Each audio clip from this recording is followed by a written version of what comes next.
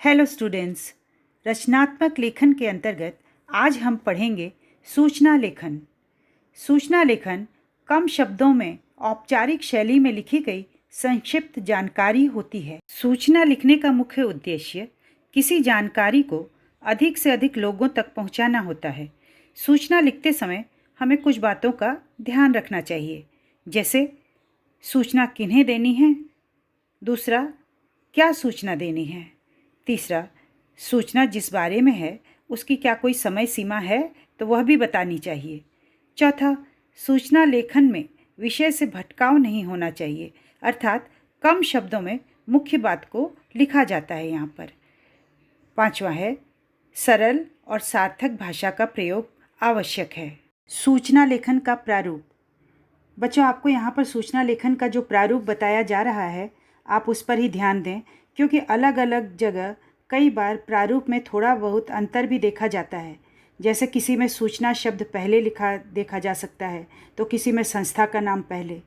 आपको उसे देखकर कंफ्यूज नहीं होना है, दोनों ही ठीक है, लेकिन आपको किसी एक प्रारूप को अपनाना है, हमेशा उसी तरह से सूचना लेखन करना है। तो सूचना लेखन में सबसे पहले आपको एक बॉक्स बनाना है। आप आयताकार या रेक्टेंगुलर या फिर वर्गाकार या स्क्वायर बॉक्स बना सकते हैं।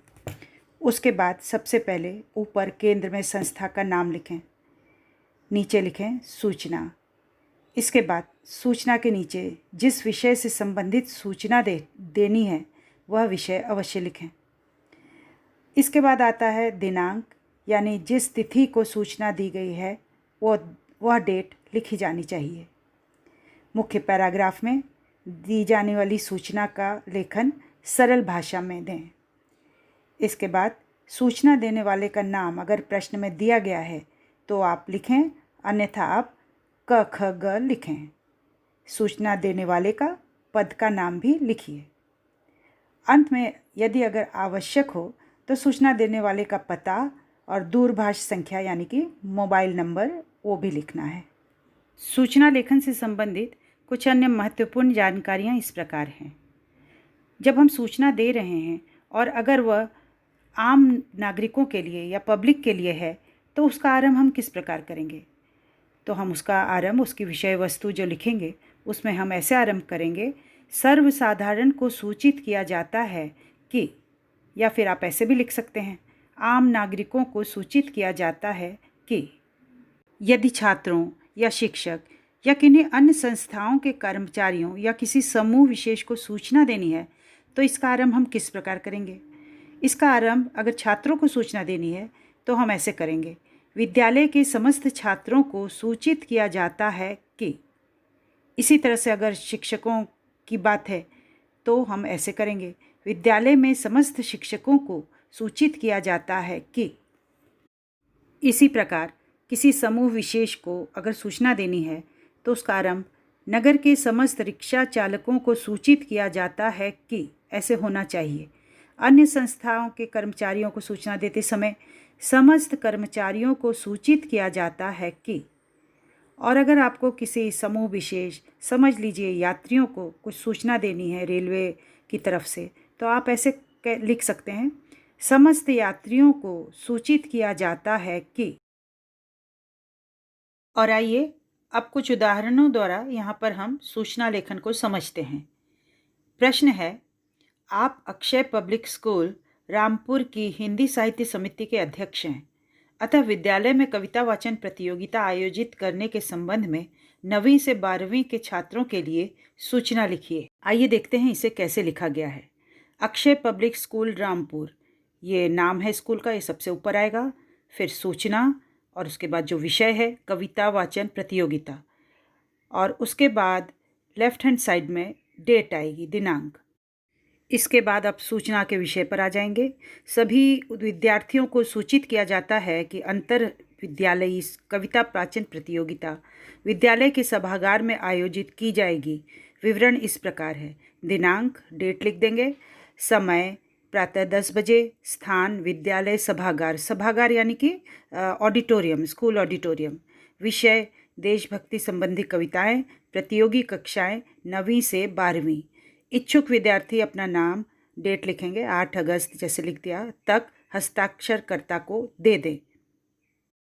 प्रतियोगी कक्षाएं यानी कि जो क्लासेस को इसमें पार्टिसिपेट करना है उनका नाम।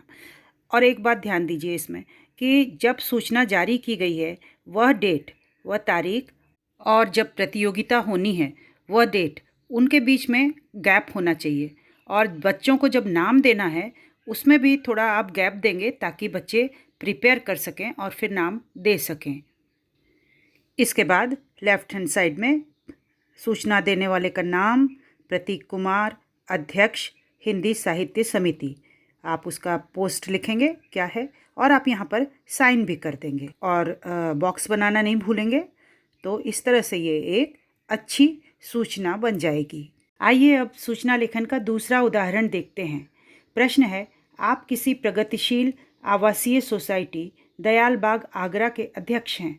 सोसाइटी को स्वच्छ रखने के संबंध में सूचना पट्ट हेतु सूचना लिखिए। तो सबसे पहले टॉप में आप सोसाइटी का नाम लिखेंगे, प्रगतिशील आवासीय सोसाइटी दयाल बाग आगरा, फिर लिखेंगे सूचना और फिर विषय पर्यावरण की स्वच्छता, चूँकि यह पर्यावरण की स्वच्छता के विषय में है।